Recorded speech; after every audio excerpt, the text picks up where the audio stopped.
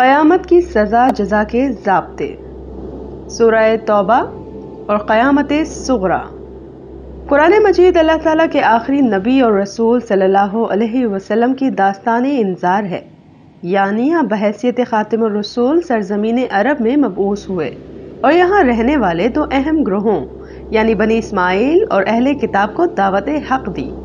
ربع صدی سے کچھ کم مدت میں آپ صلی اللہ علیہ وسلم نے بنی اسماعیل جن کی قیادت قریش کے ہاتھ میں تھی اور اہل کتاب کے دو گروہوں یعنی یہود و نصارہ پر اتمام حجت کر دیا، یعنی حق کی دعوت انہیں آخری درجے کی شرح و وضاحت کے ساتھ پہنچا دی۔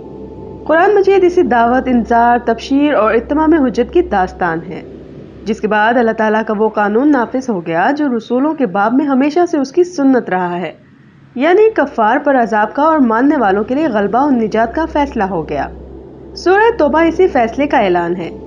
یہ گویا وہ قیامت-e-Sughra ہے جو سرزمین عرب میں برپا ہوئی، اور سورہ توبہ اسی قیامت کی ایک روداد ہے جس سے ہم یہ اخذ کر سکتے ہیں کہ روز قیامت اللہ تعالیٰ مختلف انسانی گروہوں کے ساتھ کیا اور کس طرح معاملہ کریں گے۔ جو لوگ اس کی عملی تصویر دیکھنا چاہتے ہیں وہ میرے ناول جب زندگی شروع ہوگی میں ایک تمثیل کی شکل میں اسے دیکھ سکتے ہیں۔ سورہ توبہ، فیصلہ-رب کی صورت۔ اب آئیے ایک ایک کر کے ہم یہ دیکھتے ہیں کہ اس صورت میں کیا مضامین بیان ہوئے ہیں اور کس طرح وہ رہنمائی کرتے ہیں کہ قیامت کے دن اللہ تعالیٰ انسانیت کے ساتھ کیا معاملہ فرمائیں گے۔ خیال رہے کہ سورہ توبہ قرآن مجید کی دیگر تمام صورتوں کی طرح رسول کریم صلی اللہ علیہ وسلم کی داستان انذار کے ایک مرحلے میں نازل ہوئی ہے۔ یہ گرچہ آخری مرحلہ ہے جس میں فیصلہ سنایا جا رہا ہے، لیکن ساتھ ساتھ لوگوں کے احوال، اقوال، مطالبات، معاملات، رویے، غلطیاں، گمراہیاں وغیرہ سب زیر بحث ہیں، اور قرآن مجید ایک زندہ کتاب کے طور پر ان پر تبصرہ کر رہا ہے، جواب دے رہا ہے، ہدایت اور رہنمائی دے رہا ہے، اور ساتھ میں فیصلہ بھی سنا رہا ہے۔ میں باقی ساری چیزوں سے صرف نظر کرتے ہوئے فیصلوں کو اپنی اس گفتگو کا موضوع بناؤں گا۔ اگر میں باقی چیزوں کی وضاحت بھی شروع کر دوں تو پھر یہ تو پوری صورت کی تفسیر بن جائے گی۔ یہ ظاہر ہے اس وقت میرا موضوع نہیں ہے۔ میرا موضوع لوگوں کے بارے میں اللہ کے فیصلوں کو بیان کرنا اور ان سے قیامت کے دن کے بارے میں کچھ ازدم بات کرنا ہے۔ سورہ توبہ کا آغاز۔ قرآن مجید کی تمام صورتوں کے برعکس اس صورت کا آغاز بسم اللہ الرحمن الرحیم کے ان کلمات سے نہیں ہوتا جو دراصل اللہ کی رحمت و عنایت کا بیان ہیں۔ اس کی وجہ یہ ہے کہ یہ فیصلہ عذاب کی صورت ہے اور اس کے شروع میں رحمت کے کلمات بطور سر عنوان موضوع نہیں ہیں۔ یہ گویا کہ قیامت کا کنایہ ہے۔ قیامت کا حادثہ دراصل اس بات کا نام ہے کہ اللہ تعالیٰ نے اپنی زمین کو نافرمانوں اور مجرموں کے شکنجے سے آزاد کرانے کا فیصلہ کر لیا ہے۔ اس کے لیے اسے کچھ کرنے کی ضرورت نہیں، صرف وہ اپنی اس رحمت کو واپس لے لے گا جس نے کائنات کی انتہائی طاقتور قوتوں کو انسان کے لیے مسخر کر رکھا ہے۔ چنانچہ وہ اس روز ان قوتوں کو ان کے حال پر چھوڑ دے گا۔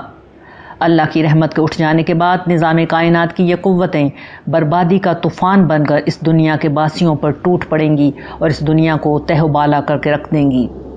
مشرکین کا انجام۔ سورہ توبہ کے مضامین پر اگر نگاہ ڈالی جائے تو معلوم ہوتا ہے کہ یہ دو اجزاء میں منقسم ہے۔ اس کا پہلا جز ان کفار کے مختلف گروہوں کا معاملہ زیر بحث لاتا ہے جنہوں نے اللہ کے رسول کا انکار کر دیا تھا اور سرزمین عرب کے عالم کفر کا حصہ تھے، جبکہ دوسرا جز ان لوگوں کے مختلف گروہوں سے متعلق ہے جو اسلام کو بطور دین قبول کر چکے تھے۔ آیت نمبر 1 تا 37 میں اللہ تعالیٰ اسلام کو قبول نہ کرنے والے 3 گروہوں کے حوالے سے اپنا فیصلہ سناتے ہیں۔ پہلا گروہ بنی اسماعیل کے مشرکین عرب کا ہے۔ یہ وہ لوگ تھے جو دین شرک پر قائم تھے، نہ صرف عملاً شرک کرتے تھے بلکہ اعلانیہ یہ تسلیم کرتے تھے کہ اللہ کے ساتھ کئی اور شرکاء ہیں۔ ظاہر ہے کہ یہ سنگین ترین بات ہے جو اللہ تعالیٰ کی بارگاہ میں بدترین گستاخی ہے۔ چنانچہ سورت کا آغاز اسی گروہ کے ذکر کے ساتھ اور اس فیصلے کے ساتھ ہوا ہے کہ اللہ تعالیٰ نے ان سے اعلان برات کر دیا ہے۔ ان مشرکین کے ساتھ امن کے تمام معاہدات ختم۔ 4 مہینے کی ایک مہلت ہے جس کے بعد مشرک جہاں پائے جائیں گے مارے جائیں گے۔ آیت نمبر 5۔ ان کے کفر و سرکشی کی سزا یہ ہے کہ اللہ انہیں مسلمانوں کے ہاتھوں عذاب دے گا۔ آیت نمبر 14۔ اور مشرکین مسجد حرام سے بے دخل کر دیے جائیں گے۔ آیت نمبر 28۔ یہ دنیا میں کفار و مشرکین کے لیے عذاب کا فیصلہ ہے، جبکہ قرآن مجید کے دیگر مقامات سے معلوم ہوتا ہے کہ ان سرکشوں کو قیامت کے دن زیادہ بڑا عذاب دیا جائے گا۔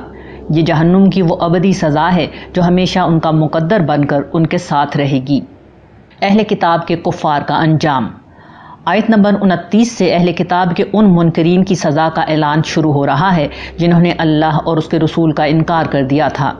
اہل کتاب اپنے تمام تر کفر و شرک کے باوجود چونکہ زبان سے توحید کے مدعی تھے، اس لیے قرآن مجید نے مشرکین کے برعکس جن کے لیے سزائے موت کا فیصلہ سنایا گیا تھا، ان کو قدر حل کی سزا یہ دی کہ ان کو سزائے موت کی بجائے ذلت کی زندگی نصیب ہوگی۔ وہ ذلیل ہو کر جزیہ دیں گے اور اسی حال میں زندگی گزاریں گے۔ آیت نمبر 35 میں یہ واضح کر دیا گیا ہے کہ ان کے جرائم کی پاداش میں روز قیامت ان کے لیے بھی جہنم ہی کی سزا ہوگی۔ تاہم یہ قیاس کیا جا سکتا ہے کہ جس طرح دنیا میں انہیں کفار کے قتل کے بالمقابل توحید سے زبانی وابستگی کی بنیاد پر کچھ ہلکی سزا دی گئی، اسی طرح روز قیامت کفار کے مقابلے میں ان کی سزا کچھ کم ہوگی۔ یہ توحید کی عظمت ہے کہ اس سے زبانی وابستگی بھی بدترین مجرموں کے لیے کچھ نہ کچھ آسانی کا باعث ہوگی۔ آئیے اسی بات پر ہم سب مل کر اس بات کی شہادت دیں کہ اللہ کے سوا کوئی معبود نہیں اور محمد اس کے آخری نبی اور رسول ہیں۔ مسلمانوں کا پہلا گروہ منافقین۔ آیت نمبر 38 سے مسلمانوں کا تذکرہ شروع ہو جاتا ہے اور کفار کی مناسبت سے پہلے منافقین کا ذکر کیا جاتا ہے۔ منافقین یوں تو اپنے انجام کے اعتبار سے کفار سے بھی بدتر جگہ پر ہوں گے۔ ان المنافقین فی الدرک الاسفل من النار، لیکن قانونی طور پر چونکہ وہ مسلمانوں کا حصہ ہیں، اسی لیے ان کا ذکر مسلمانوں کے ساتھ ہو رہا ہے۔ جنگ تبوک کے پس منظر میں سورہ توبہ میں سب سے زیادہ تفصیل سے انہی منافقین کے احوال اور ان کے مختلف گروہوں کا معاملہ زیر بحث لایا گیا ہے، مگر ان سے قبل اللہ تعالیٰ نے آیت نمبر 38 میں ضعیف مسلمانوں کو تنبیہ کی ہے۔ یہ ہمارے جیسے وہ لوگ ہیں جو چاروں ناچار مسلمان تو ہوتے ہیں، مگر جب کوئی سخت دینی مطالبہ سامنے آتا ہے تو اس پر لبیک کہنے کی بجائے دنیا کی محبت میں پیچھے ہٹ جاتے ہیں۔ ان کو وارننگ دی گئی ہے کہ اس رویے کا مطلب اللہ کے عذاب کو دعوت دینا ہے، اور دنیا میں اس کا نتیجہ یہ نکلے گا کہ اللہ تعالیٰ اپنا کام کسی اور سے لے کر ان کو بھی منافقین میں لکھ لیں گے۔ پھر منافقین کا تفصیلی احوال بیان کر کے ان کا فیصلہ کر دیا گیا۔ انہیں نام نہاد ہی صحیح، مگر اسلام کی بنا پر سزائے موت تو نہیں دی گئی، مگر بدترین ذلت، رسوائی اور عذاب کا فیصلہ ان کے لیے سنا دیا گیا۔ سب سے پہلے انہیں معاشرے میں ایکسپوز کر دیا گیا۔ اہل ایمان کو ان سے سخت رویہ اختیار کرنے کا حکم دیا گیا۔ آیت نمبر 73، حضور کو منع کر دیا گیا کہ انہیں آئندہ کسی جنگ میں اپنے ساتھ شریک نہ کریں۔ آیت نمبر 83، اس سے بڑھ کر یہ کہ نہ ان کے لیے استغفار کریں اور نہ ان کی نماز جنازہ پڑھائیں۔ آیت نمبر 84، پھر اس سلسلہ بیان میں جگہ جگہ آخرت میں ان کے لیے بدترین عذاب کا اعلان کیا گیا ہے۔ آخر میں اللہ تعالیٰ نے مخلص مسلمانوں میں سے 3 گروہوں کو لے کر ان کا معاملہ بیان کیا ہے۔ پہلا گروہ السابقون الاولون مسلمانوں کا ہے۔ یہ ایمان اور عمل صالح کے ہر مطالبے میں سبقت لے جانے والے مسلمانوں کا گروہ ہے۔ یہ مہاجرین و انصار اور ان کی بہترین اتباع کرنے والے وہ لوگ ہیں جن کو دنیا ہی کی زندگی میں اللہ کی رضا کا پروانہ اور جنت کی ابدی بادشاہی کی نوید سنا دی گئی۔ آیت نمبر 100، ظاہر ہے کہ جب قیامت کا دن قائم ہوگا تو یہ نجات پانے والوں میں بھی سب سے پہلا گروہ ہوگا۔ دوسرا گروہ ان مسلمانوں کا ہے جن کا پیچھے ضعیف مسلمانوں کے عنوان سے ذکر آیا ہے۔ انہوں نے اپنے گناہوں کا اعتراف کر لیا۔ اس کی وجہ یہ تھی کہ یہ طبعاً سرکش لوگ نہ تھے، بلکہ انسانی کمزوریوں کی بنا پر گناہ بھی کرتے تھے اور اپنی نیک طبیعت کی بنا پر اچھے اعمال بھی کرتے تھے۔ یوں ان کے نامہ اعمال میں اچھے برے دونوں قسم کے اعمال تھے۔ اللہ تعالیٰ نے انہیں اپنی معافی اور مغفرت کی امید دلائی۔ آیت نمبر 103، میرا قیاس یہ ہے کہ آج امت مسلمہ کی ایک بڑی تعداد اصل میں اسی جگہ کھڑی ہوئی ہے۔ ان کے پاس یہ راستہ کھلا ہوا ہے کہ وہ توبہ کر کے مکمل نیکی اور سابقین کی راہ اختیار کر لیں۔ وہ ایسا کر لیں گے تو کل قیامت کے دن ان سابقین ہی کے ساتھ ان کا انجام ہوگا، لیکن ایسا نہ ہوا اور یہ لوگ اپنی اسی ملی جلی حالت میں مر گئے، یعنی ایسے حال میں کہ اچھے اعمال بھی ہیں اور برے اعمال بھی، اس طرح کہ نہ پوری طرح توبہ کی، نہ سرکش ہوئے کہ بڑے بڑے گناہ کرتے پھریں۔ تو ایسے لوگوں کے بارے میں اس آیت کی روشنی میں گرچہ نجات کی امید کی جا سکتی ہے، لیکن ان کے بارے میں یہ اندیشہ بھی ہے کہ اللہ کے حضور پیشی سے قبل ان کے گناہوں کو جھاڑنے اور ان کا تزکیہ کرنے کے لیے انہیں میدان حشر کی سختیوں سے گزرنا پڑے گا۔ ظاہر ہے کہ اس روز کی معمولی سی سختی بھی اس دنیا کی 1000 سختیوں سے زیادہ سخت اور تکلیف دہ ہوگی۔ میدان حشر کی 1000 برس کی مدت کا انتظار دنیا کی 150 سال کی زندگی کا سارا نشہ ہرن کر دے گا، جبکہ مخلص اہل ایمان تو قبر سے اس طرح اٹھیں گے کہ ہر قسم کی سختیوں سے بچا کر رحمت الہی کے سائے میں ہوں گے۔ تیسرا گروہ وہ ہے جو باقاعدہ اللہ تعالیٰ کے عتاب کی زد میں آ گیا تھا۔